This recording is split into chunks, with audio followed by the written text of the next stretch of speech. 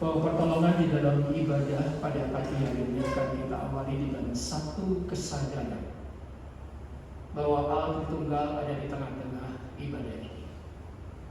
Dia akan menyapa, memberikan berkat, rahmat, anugerah, dan damai sejahtera, sehingga ibadah ini sungguh-sungguh membawa kita berjumpa dengan Allah Tritunggal yang mengasihi, yang memberikan kekuatan dan keajaiban di dalam kehidupan setiap kita. Biar yang sakit boleh disembuhkan, yang mengalami pergumulan boleh mendapatkan jalan keluar, yang mengalami keletih lesuan boleh mendapatkan kesedaran kembali. Kiranya terang kemuliaan Allah menerangi hati dan pikiran setiap kita, dan kiranya cinta kasih daripada Tuhan Yesus Kristus senantiasa ada dan tinggal dalam hidup kita, dan kiranya pimpinan, kekuatan, penghiburan daripada Roh Kudus menyertai jalannya ibadah ini, dan juga menyertai setiap Bapak Ibu dan saudara-saudara sekalian dari sekarang sampai Maranatha Kristus datang untuk kedua kalinya. Amin. Mari kita berikan salam dengan cara begini. Silakan duduk satu.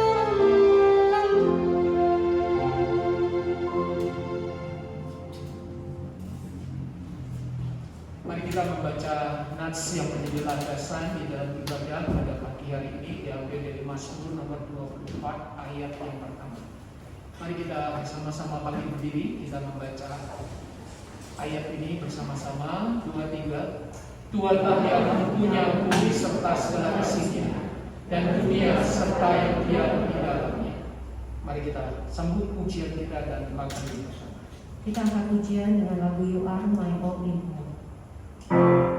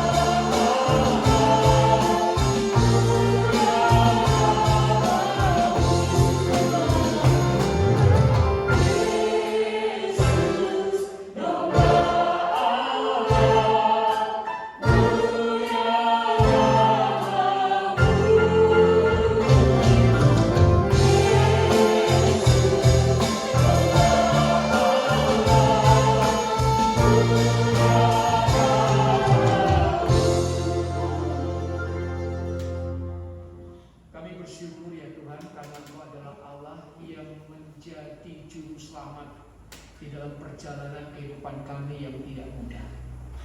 Ada tantangan, ada kesulitan, ada air mata, ada sakit penyakit, ada kegagalan, ada rasa frustasi ketika kami menghadapi kehidupan yang tidak makin mudah ini Tuhan.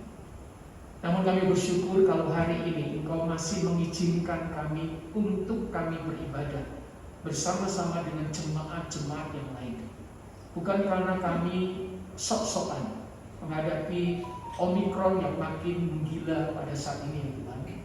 Namun kami percaya Tuhan yang sudah menggerakkan kami, Tuhan yang akan melindungi setiap kami yang ibadah pada hari ini. Biarlah kuasa Tuhan memprotek setiap tubuh kami. Biarlah virus-virus yang mencoba untuk masuk di dalam tubuh kami, di dalam nama Tuhan Yesus Kristus, kami mencegahnya dan kami mematahkannya ya Tuhan.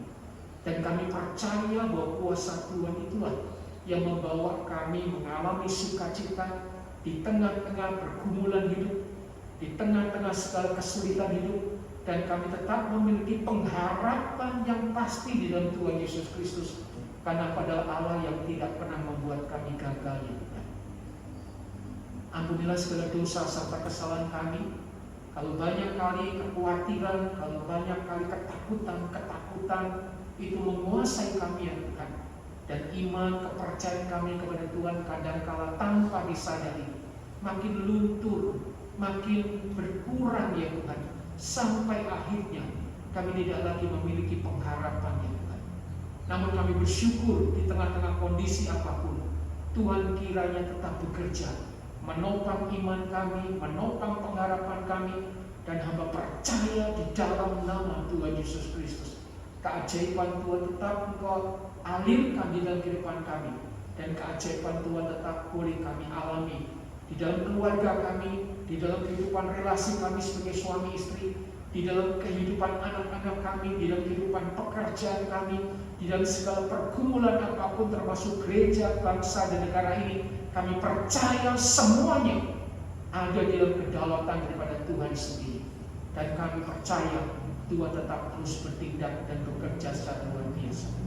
Kami berdoa untuk rekan-rekan kami yang ibadah secara online ya Tuhan. Tuhan juga memberkati supaya ibadah secara online tetap membawa mereka mengalami perjumpaan dengan Tuhan, dan mereka tetap mengalami sukacita biarpun mereka tidak secara langsung beribadah bersama-sama dengan kami.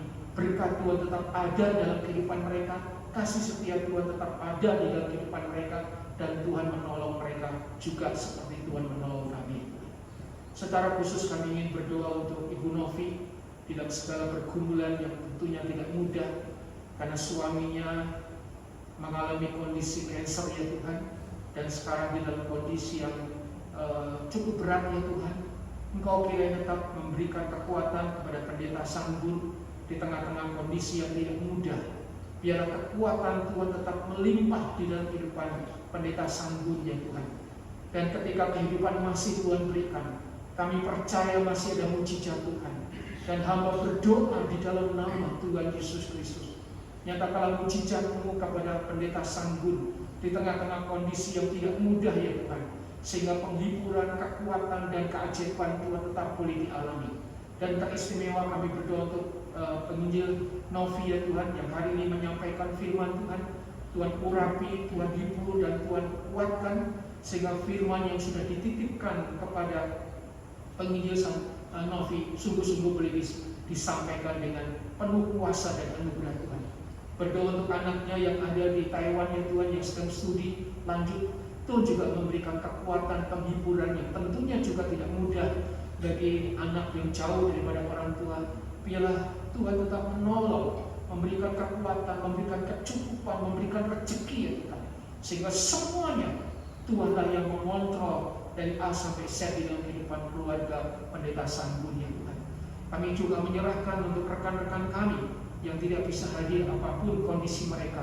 Kalau ada yang sakit Tuhan jamah, kalau ada yang mengalami pergumulan Tuhan berikan jalan keluar, kalau ada yang mengalami depresi Tuhan lawat, Tuhan berkati pekerjaan kami supaya bisa sukses, bisa berhasil, dan rezeki itu tetap Tuhan berikan di dalam kehidupan kami.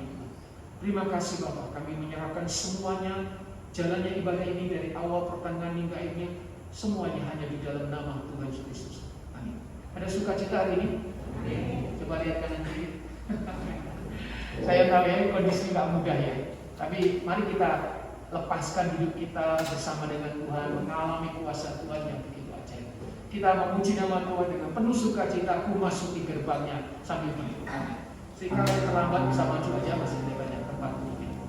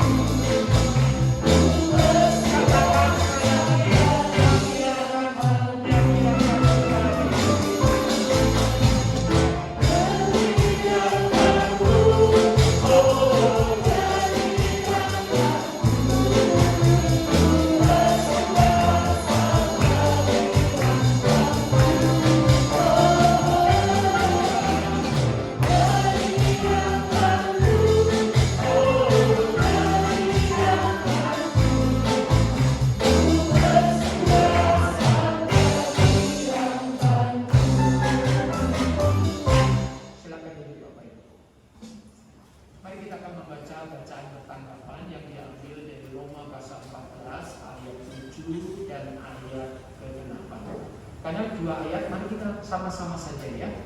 2, 3. Sebab tidak ada seorang pun di antara kita yang hidup untuk dirinya sendiri, dan tidak ada seorang pun yang mati untuk dirinya sendiri. Sebab jika kita hidup untuk Tuhan, dan jika kita mati untuk Tuhan.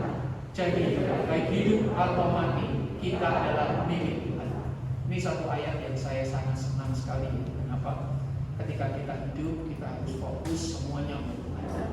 Ketika kita hidup untuk Tuhan, ketika kerja untuk Tuhan, ketika kita pelayanan untuk Tuhan, ketika kita membangun kehidupan keluarga untuk Tuhan, segala sesuatunya untuk kita, untuk Tuhan. sehingga pada waktu kita kembali kepada Tuhan, kita tahu tujuan hidup kita hanya untuk kemuliaan Tuhan. Amin. Mari kita persiapkan hati kita untuk mendengarkan firman Tuhan. Lagu yang ketiga. Kita akan ujian lagu yang pertama di dalam hidup ini.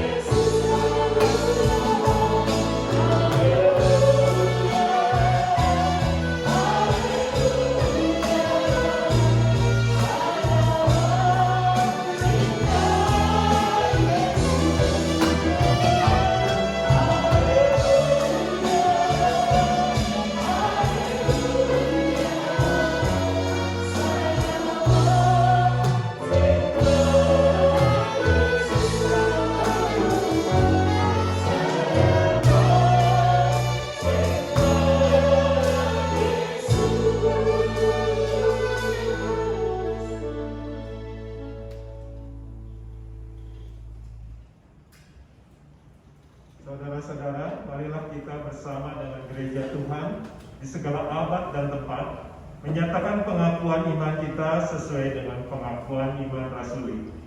Aku percaya kepada Bapa yang Maha Esa, Hari langit dan bumi, dan kepada Yesus Kristus Anak Allah dan kita, yang dikandung dari Roh Kudus, lahir dari anak Maria, yang berkasih secara di bawah Pilatus, disalibkan, mati dan dikuburkan, turun ke dalam kerajaan maut. Pada hari ketiga, bangkit pula dari antara mati, naik ke surga, duduk sebelah kanan Allah, Bapa yang Maha Esa, dan siap datang untuk menghakimi orang yang hidup dan yang mati. Aku percaya kepada Kristus, gereja yang kudus dan damai, persekutuan orang kudus, pengampunan dosa, kebangkitan orang mati, dan hidup yang kekal. Amin. Silakan. Kita patut bersyukur hari ini penginjil Novi boleh menyampaikan firman Tuhan, dan tentunya tidak mudah bagi hambanya ini, tetapi kita berdoa supaya kuasa Tuhan tetap menyertai kita.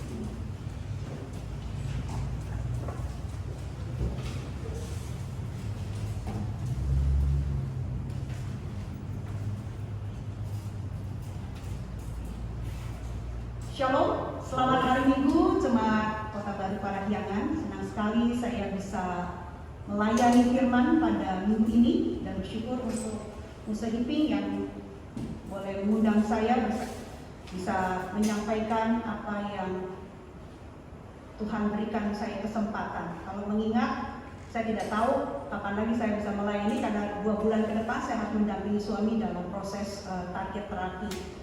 Seperti yang tadi sudah diceritakan bahwa saya harus mendampingi suami saya yang kanker nasofaring, dan tahun lalu di Imlek dia relapse, dan saat ini telinga kanan yang sangat diandalkan dia sudah sulit untuk mendengar gitu ya. Jadi saya kalau bicara sama dia tuh cuma 30 cm gitu ya. Jadi tumor yang ada di kepalanya itu biasa kalau nasofaring itu kan ke bawah ya, kayak pendeta Albert. Jadi musuh sambur itu ke otak gitu. Jadi saya bersyukur untuk saya memilih minggu ini karena tadinya antara minggu ini atau tanggal 27. Mari jemaat yang dikasih Tuhan, kita masuk di dalam doa. Benar Tuhan, di dalam karya keselamatan Tuhan kami Yesus Kristus, hidup kami milik Engkau. Biarlah kami hidup sungguh-sungguh buat Tuhan. Kemerdekaan yang Tuhan sudah berikan kepada kami, biar kami isi dengan hidup yang sungguh-sungguh memuliakan Tuhan. Tuhan tolong kami, biarlah hidup yang baru yang Tuhan berikan kepada kami boleh pertanggungjawabkan di hadapan Tuhan. Berkati hamba-Mu dan setiap kami ya Tuhan, yang diberi kesempatan untuk hari ini kembali menikmati ibadah onsite. Ya Tuhan hadir, Tuhan pimpin, dan Tuhan memberikan berkat firman Tuhan khusus bagi setiap kami. Lawatlah kami Bapa, di dalam nama Tuhan kami Yesus Kristus kami berdoa dan bersyukur. Amin. Jemaat yang dikasih Tuhan, tema kita minggu ini adalah mengutamakan Tuhan. Ya.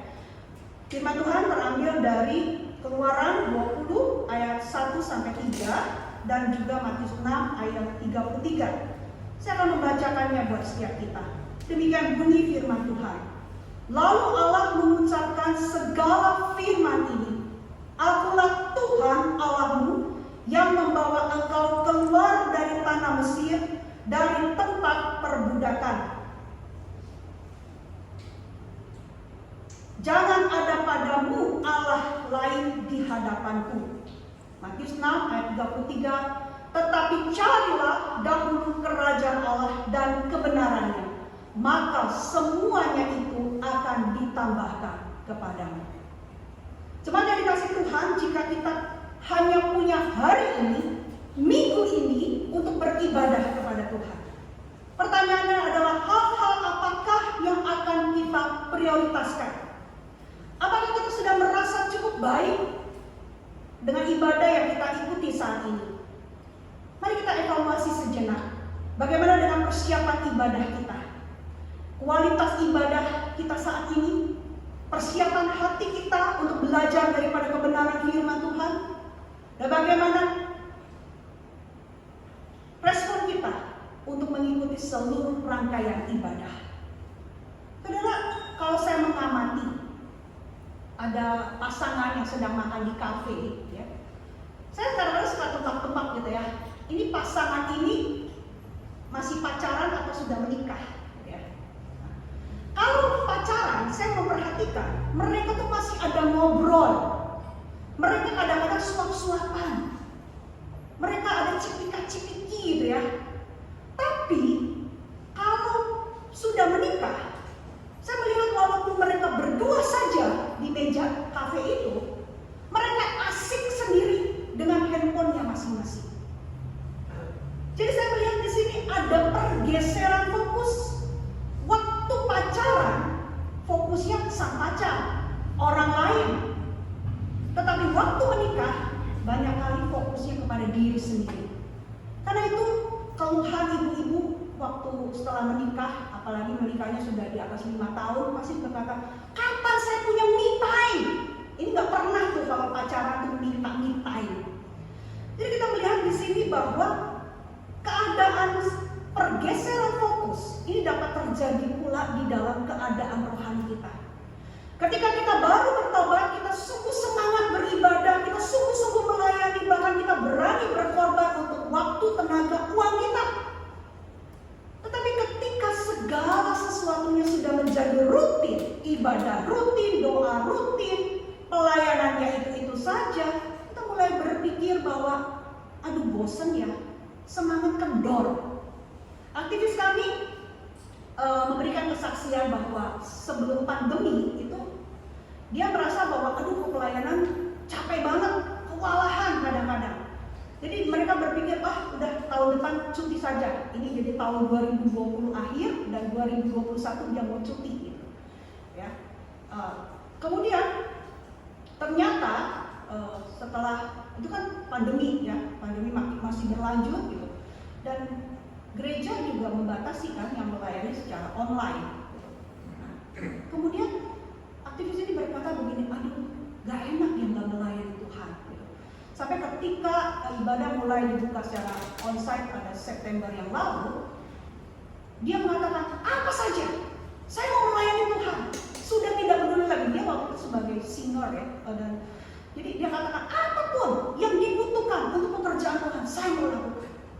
Padahal mungkin ada di antara kita yang sudah mengenal tentang kasus hotel ya, yang ambrol dari lantai 3 dia jatuh ya, almarhum Sandy itu, dia umur 28 tahun sebenarnya. Jadi saya ditelepon sama kakak ipar karena mamanya Sandy itu waktu kejadian yang ditelepon pertama itu adalah kakak ipar. Jadi dipikir kakak ipar masih ada di Istana Bunga. Jadi dia minta segera untuk menolong. Jadi Sandy itu waktu itu masih belum sarapan, dia buka bungkus gula, kemudian tercecer ke bajunya, dan dia mau buang ke balkon. Ternyata dari balkon itu dia ambrol dari lantai 3 ke 2. Gitu ya. Kepalanya menghajar dulu pagar yang ada di lantai 2, pagar balkon, kemudian jatuh dengan kepala yang bocor gitu ya. Sandy, siapa Sandy? Sandy adalah seorang yang luar biasa gitu ya, kalau jadi dia belum punya pacar gitu ya, dia orang aktivis di gereja bagian women, kalau diminta apapun dia tidak pernah menolak. Sampai mamanya berkata kepada saya, Bu, tolong bawa Sandy pulang kembali, tidak ada yang bisa menggantikan Sandy. Saudara, kita melihat di sini ya, John Calvin pernah mengatakan demikian, saya terjemahkan saja. Manusia tidak akan pernah menyembah Tuhan dengan hati yang tulus atau bangkit untuk takut dan mentaatinya dengan bersemangat sampai mereka benar-benar memahami betapa mereka berhutang budi kepada belas kasihannya. Sederhananya saya mengatakan bahwa kita akan menyembah Tuhan dengan sungguh-sungguh dan taat kepadanya kalau kita benar-benar menyadari betapa besar kasih Allah kepada kita. Saudara, pernahkah kita berhutang budi kepada orang akan perhatian mereka, perbuatan mereka yang hadir pada saat kita susah, pada saat kita terdesak? Saya sekeluarga mengalaminya, bukan oleh satu orang, banyak.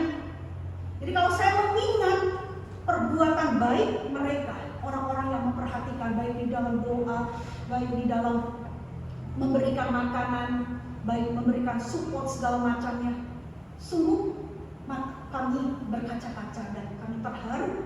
Karena kami tahu bahwa kasih mereka terlebih dahulu kepada Tuhan, baru kepada kami. Bagian yang kita lihat di dalam kebenaran firman Tuhan hari ini, dikatakan di sana bahwa lalu Allah mengucapkan segala firman ini. Padahal kalau kita melihat di Keluaran 12 ayat 40, firman Tuhan memberitahukan kepada kita bahwa lamanya Israel di Mesir itu selama 430 tahun. Kita mungkin mengenal kan kisahnya bahwa Israel itu ada di Mesir oleh karena Yusuf pada saat dia menjadi Perdana Menteri, dia memboyong keluarganya, papanya, saudara-saudaranya untuk mereka ada di Mesir oleh karena mereka menghadapi bencana kelaparan. Nah, dikatakan bahwa begitu lamanya mereka di Mesir sehingga pada saat itu Israel telah hidup berbaur dengan kepercayaan yang dianut pula oleh bangsa-bangsa yang tinggal di Mesir. Buktinya adalah ketika terjadinya penyembahan terhadap patung anak lembu emas yang dipimpin oleh Harun setelah mereka Musa yang sedang naik ke Gunung Sinai. Saudara, di sini kita melihat bahwa ketika Allah mengucapkan segala firman Tuhan ini, Allah sendiri yang datang, Allah sendiri yang berbicara, dan Allah sendiri yang memberikan hukum moralnya kepada umat pilihannya Israel.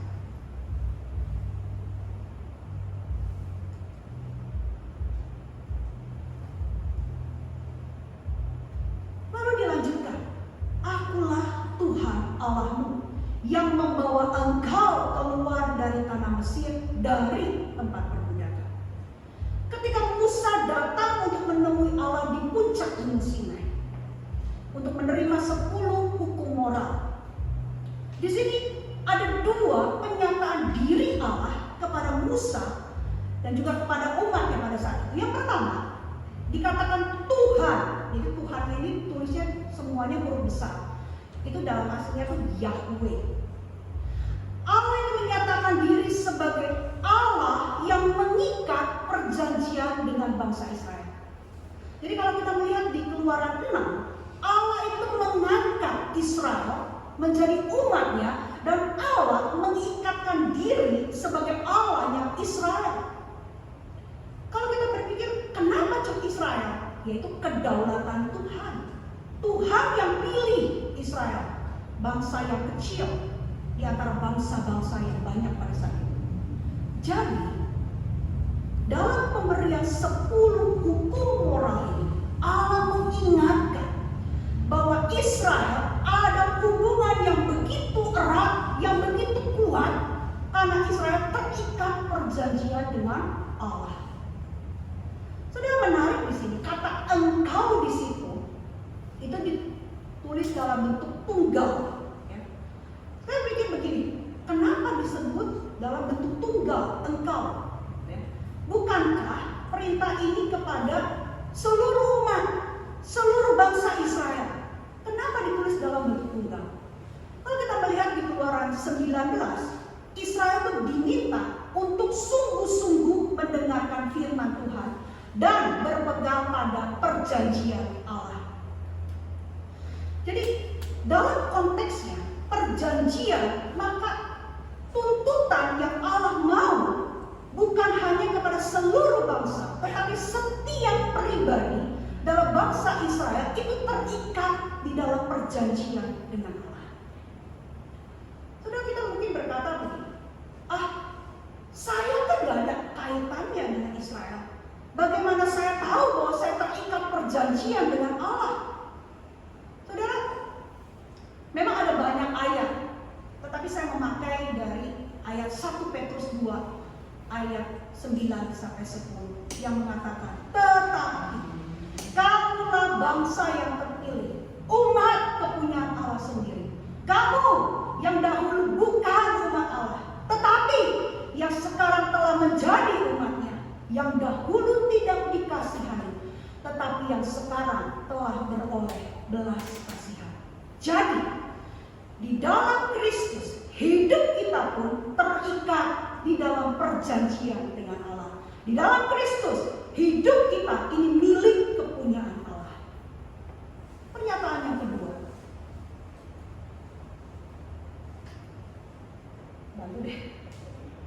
Ya, di sini pernyataan kedua, Allah memberikan 10 hukum moral itu menyatakan diri sebagai Allah yang telah melakukan karya penyelamatan, membawa Israel keluar dari Mesir, dari tempat perbudakan.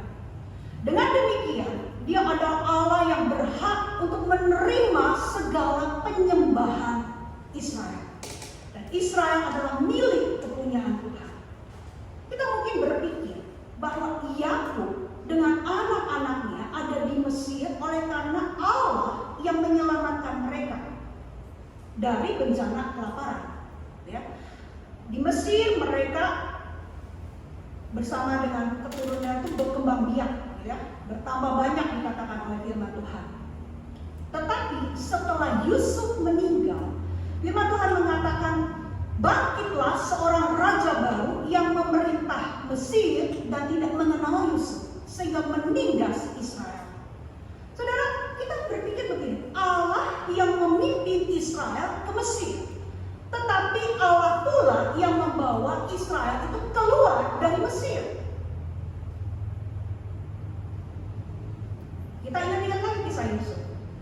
Yusuf itu di Mesir karena dijual oleh saudara-saudaranya. Yusuf di Mesir bukan rencana Allah, tetapi rencana jahat, skenario jahat daripada saudara-saudaranya. Jadi kita lihat di sini bahwa meskipun ini bukan rencana Allah, tetapi Allah sanggup untuk memberikan pertolongan. Dengan cara apa? Yusuf diangkat menjadi perdana menteri untuk memelihara keluarganya dari kelaparan. Tapi di dalam rencana Allah, Mesir bukan tujuannya. Karena itu Allah membawa Israel, keturunan Yakub itu untuk keluar dari Mesir ke tanah perjanjian sesuai dengan rencana Allah yang sempurna. Saudara, kita seringkali cepat untuk menyimpulkan segala sesuatu yang kita alami itu sebagai rencana Tuhan. Syukur-syukur kalau rencana itu baik, lancar, sehat, aman. Kita memuji Tuhan, Tuhan ini benar rencana Tuhan. Tetapi bagaimana ini kalau terjadi sebaliknya? Kita mengalami masalah, sakit, kita mengalami penuh air mata, pergumulan. Wah, kita masih menghibur, ya. Mungkin Tuhan ingin membentuk karakter kita. Oh, Tuhan mungkin ingin supaya iman kita bertumbuh. Tetapi kalau kita ingat-ingat kembali, jangan kita mengalami masalah. Oleh karena itu sebagai speaker yang keras untuk menunjukkan bahwa kamu sedang salah jalan. Ini bukan rencana Tuhan dalam kehidupan kita. Karena kita tidak melibatkan Tuhan dari awal. Saudara yang kasih dalam Tuhan ada seorang kontraktor dan dia juga aktivis gereja, bukan dari gereja kita, yang mana dia waktu itu dihubungi oleh seorang istri hamba Tuhan yang mengatakan bahwa dia rindu untuk membangun satu rumah doa di tanah yang hamba Tuhan ini punya, gitu ya. Jadi punya pribadi. Nah, karena kontraktor ini sedang jaya-jayanya, terus proyek-proyek lain dalam keadaan berjalan dengan baik, dia katakan oke, bangun. Dan dana untuk bangun rumah doa ini besar sekali, gitu ya.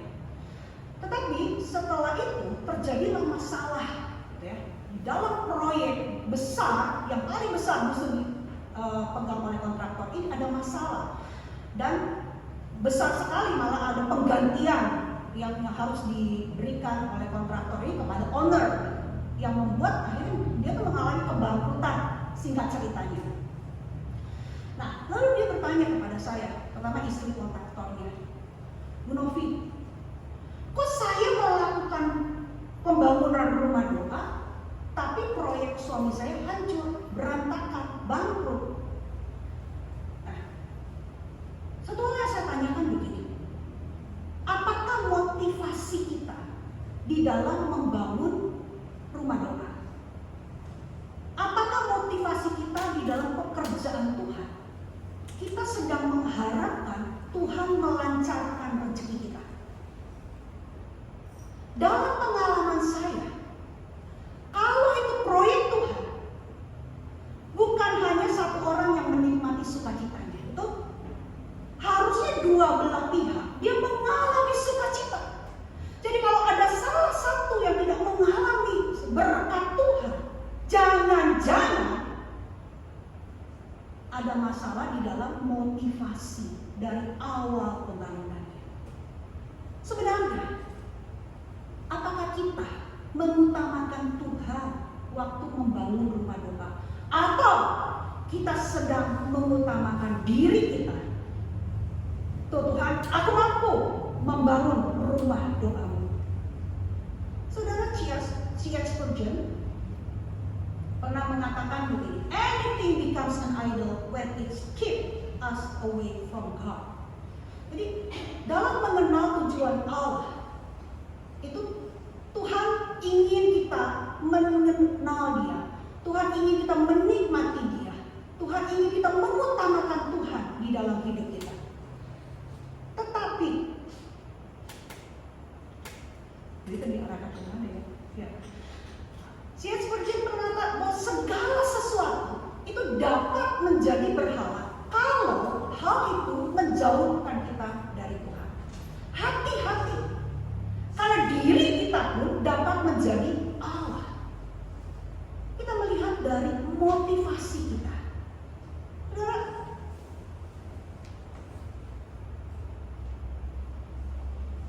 ketika Tuhan berkata di dalam hukum yang pertama yang diberikan Allah kepada Musa, jangan ada padamu Allah lain di hadapanku. Hukum satu ini berbicara soal objek, tujuan dari penyembahan kita. Hanya boleh satu, yaitu kepada Allah saja. Jadi di dalam ibadahnya, ternyata Israel telah menggabungkan Allah itu dengan Allah-Allah palsu, yaitu Allah yang dibuat dari perak, Allah yang dibuat dari emas.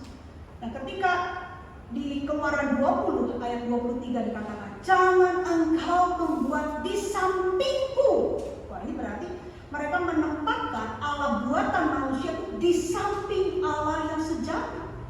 Ini suatu penghinaan kepada Allah yang benar-benar pencipta. Dengan berlaku demikian, maka Israel pada saat memberikan Allah lain di samping Allah, Israel sedang melakukan pemberontakan kepada Tuhan. Saudara, bukankah ketika mereka keluar dari Mesir, Tuhan memberikan 10 teladan. Pada saat itu, dengan mata mereka melihat bahwa Allah sedang mengalahkan setiap dewa-dewinya orang Mesir. Saudara, bagi penganut politeisme, menambahkan satu Allah di dalam kepercayaan mereka itu bukan suatu hal yang sulit. Ini kesulitan yang dihadapi kalau kita sedang berPI kepada mereka yang menganut politeisme. Jadi mereka berkata begini, gak apa-apa tambah satu Yesus, gak apa-apa dalam kehidupan kami. Tetapi untuk meninggalkan Allah-Allah lain dan hanya fokus kepada Tuhan Yesus, sorry, kami tidak bisa melakukannya. Jadi kalau saya melihat bahwa ketika ada orang-orang yang tadinya politeisme, kemudian dia sekarang menyembah hanya kepada Tuhan Yesus Kristus, itu adalah pilihan Tuhan, itu adalah anugerah Tuhan. Karena dibutuhkan komunitas untuk tetap memelihara iman daripada seorang mantan politeisme ini, untuk benar-benar hanya mengasihi Tuhan. Padahal di dalam praktek ibadah juga seringkali kita menemui sinkretis antara agama dengan kebudayaan. Ya, jadi sinkretis ini adalah paham baru yang memadukan dari berbagai aliran yang berbeda untuk mencari keserasian, keseimbangan. Nah, kemarin waktu Imlek ternyata masih banyak nih anak-anak Tuhan yang sembahyang kepada Allah leluhur ketika mereka bersama dengan keluarga besar. Inilah sinkretis. Dan jangan kita melakukannya lagi. Ada filosofi Imlek yang bertentangan dengan firman Tuhan, ya jangan lakukan lagi. Karena ini artinya kita sedang mendua hati. Tapi ada filosofi yang kita bisa lakukan. Oh, kita mengucap syukur karena Tuhan sudah menuntun kita memasuki musim yang baru, tahun yang baru. Oke, kita bisa lakukan. Tapi kalau melakukan hal-hal yang bertentangan, maka ini jangan diulangi lagi. Tuhan sedih. Saudara, prioritas di dalam hidup kita akan memberi kita fokus. Apabila prioritas kita mengutamakan Tuhan, maka fokus kita pun haruslah mengutamakan Tuhan. Soalnya dari mana kita tahu bahwa kita sedang mengutamakan Tuhan? Yang pertama, kita tahu fokus hidup kita berapa banyak waktu yang kita habiskan atau kita pakai bersama dengan Tuhan, untuk Tuhan. Waktu apa? Waktu kita merenungkan kebenaran firman Tuhan. Kalau kita melihat ya konteks Matius 6, dikatakan di sini tentang kekhawatiran kekhawatiran akan kebutuhan hidup. Kata Tuhan, kamu lihat burung, kamu lihat bunga di padang. Jadi kekhawatiran pun dapat menjadi Allah yang menguasai hati kita sehingga tidak fokus kepada Allah. Tapi pemazmur mengingatkan kepada kita, renungkan Taurat itu siang dan malam. Maksudnya adalah sepanjang waktu kita, firman Tuhan yang kita baca setiap pagi itu kita renungkan, kita resapi, dan kita ingat-ingat. Saudara, di dalam pengalaman hidup saya mendampingi seorang penyintas kanker tidak mudah. Emosi itu naik turun. Ketika dokter katakan bisa ditolong, wah ada harapan. Ketika gak bisa ditolong lagi, down. Saudara, kalau saya mengingat-ingat perjalanan hidup saya dalam pendampingan ini, apa yang membuat saya? Firman Tuhan. Kalau bukan firman Tuhan yang memberikan saya kekuatan, pertolongan, penghiburan, harapan, dari mana lagi? Oleh karena itu saya melihat di sini pentingnya firman Tuhan dibaca setiap hari. Mau itu kita terberkati atau biasa-biasa saja, tetapi firman Tuhan yang telah kita baca pasti masuk, dan Allah Roh Kudus yang tinggal diam di dalam diri kita, dia akan mengingatkan terus. Terama pujian-pujian. Ketika saya mengalami khawatir, ketika saya mengalami ketakutan, ketika saya mulai mengalami gelap akan perjalanan hidup, tetapi sesungguhnya saya mau berpegang kepada firman Tuhan, janji penyertaan Tuhan, janji kesetiaan Tuhan. Yang kedua, kita tahu fokus hidup kita dari pilihan-pilihan kita. Karena setiap tindakan itu menentukan apa yang kita pilih. Apakah kita mengutamakan Tuhan lewat pilihan kita? Saudara, beberapa jemaat itu kalau dihubunginya untuk onsite itu macam-macam. Ada alasannya takut ya, kalau yang lansia sih kita wajarlah takut. Malah sekarang kita juga membatasi untuk mereka yang 70 tahun untuk hadir di ibadah onsite. Tetapi yang menariknya adalah yang muda-muda. Mereka katakan, di Bonovi selama pandemi ini kami sudah punya hobi baru. Saya bilang hobi waktu musim pandemi gitu ya. Jadi mereka ibadahnya biasa online jam 5. Gak pernah pagi tuh, pasti yang mepet-mepet. Kalau Hoimto ada di jam 7, dia jam 7 gitu ya. Jadi yang terakhir, saya mengatakan begini, kenapa ada hobi-hobi yang baru gitu, yang ini bermunculan gitu. Sampai mereka waktu itu, Bu Novi ini roti perjamuan kudus gimana ya dimakan sama diminumnya. Kami masih punya yang Oktober, kami ambil lagi yang ini. Lalu sekarang kami nggak bisa mengikutinya. Nah, saya bilang, bukan di lokasi kami juga ya, ini gimana gitu ya. Karena suami saya punya hobi baru, Bu, hari Minggu pagi. Saudara, kita melihat di sini ada fokus yang sudah bergeser, tidak lagi mengutamakan Tuhan. Saya berkata begini, aduh lagi pandemi, dalam situasi bahaya, orang harus yang lebih sungguh-sungguh ikut Tuhan, lebih mengutamakan Tuhan, lebih dekat kepada Tuhan. Jangan-jangan ini kiamat. Kalau mama saya selalu berkata, kiamat nih. Ya, kalau lihat udah mulai banyak tuh yang terpapar, aduh ini kayaknya kiamat nih, kayaknya kiamat. Tenang. Ya, kita tidak tahu kapan waktunya, tetapi mari kita utamakan Tuhan, sungguh-sungguh buat Tuhan. Tuhan mengatakan bahwa dari hal ini, hukum moral yang diberikan Allah kepada umatnya,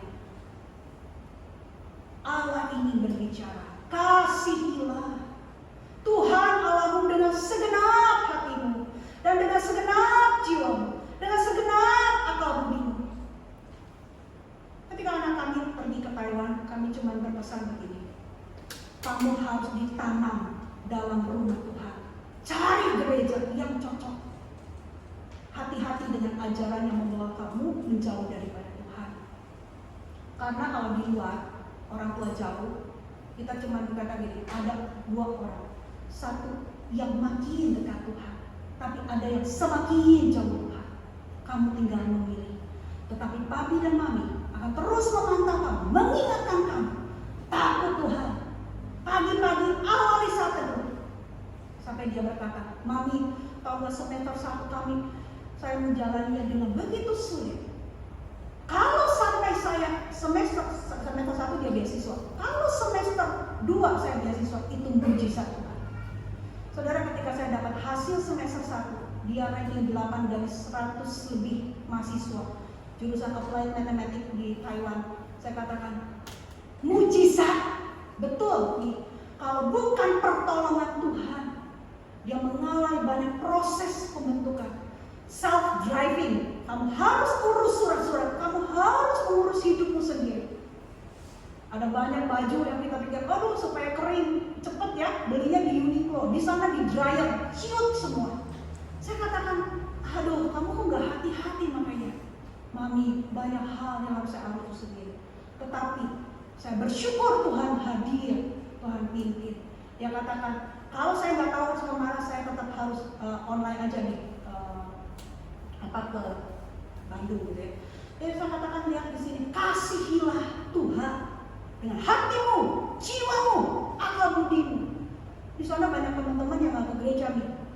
Iya, tapi kamu berbeda. Kamu harus jadi terang. Jadi kesimpulannya di dalam praktek, ada banyak tindakan dalam hidup kita yang perlu kita tinjau ulang. Apakah hidup kita sudah mengutamakan Tuhan? Ibadah kita sudah mengutamakan Tuhan? Mari kita lihat fokus hidup kita, fokus di dalam ibadah kita. Posisi Allah di dalam kehidupan kita haruslah sebagai yang utama, bukan nomor 1. Kalau nomor 1 nanti bisa pindah ke nomor 2, bisa pindah ke nomor 3. Tetapi Allah adalah yang utama, yang menguasai seluruh antero kehidupan kita, seluruh keberadaan kita. Karena apapun dapat menarik kita jauh daripada Tuhan, kita tidak lagi mentaati Dia. Ada banyak hal gangguan-gangguan, termasuk rasa khawatir kita. Sini kita diingatkan, jangan menggantikan Tuhan dengan posisi apapun, termasuk diri kita. Jangan samakan Tuhan dengan Allah-Allah lain. Jangan mendua hati. Jangan mencampur adukan kita dengan kepercayaan yang lain. Kita sudah mengenal kebenaran. Biar hidup kita menjadi persembahan, hidup yang kudus, yang berkenan kepada Tuhan. Kalau kita hidup untuk Tuhan. Dan kalau kita mati, kita milik Tuhan. Saudara, mari kita membangun kehidupan yang sungguh-sungguh untuk mencari dahulu kerajaan Allah dan kebenarannya. Maka semuanya apa? Yang kita butuhkan sesuai dengan kehendak Allah akan ditambahkan kepadamu. Mari kita masuk dalam doa.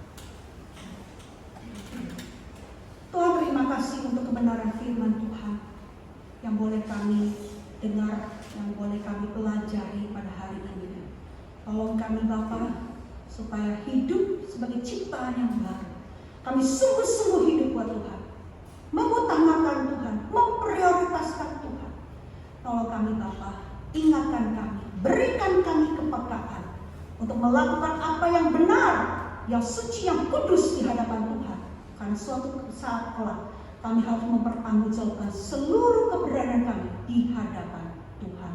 Berkati Bapak keluarga kami, usaha pekerjaan, studi anak-anak kami, supaya Tuhan yang memagari setiap keluarga-keluarga Kristen dari segala gangguan yang mengganggu mereka untuk fokus kepada Tuhan, supaya hidup anak-anak Tuhan sungguh memuliakan Tuhan. Dalam Yesus kami berdoa, amin.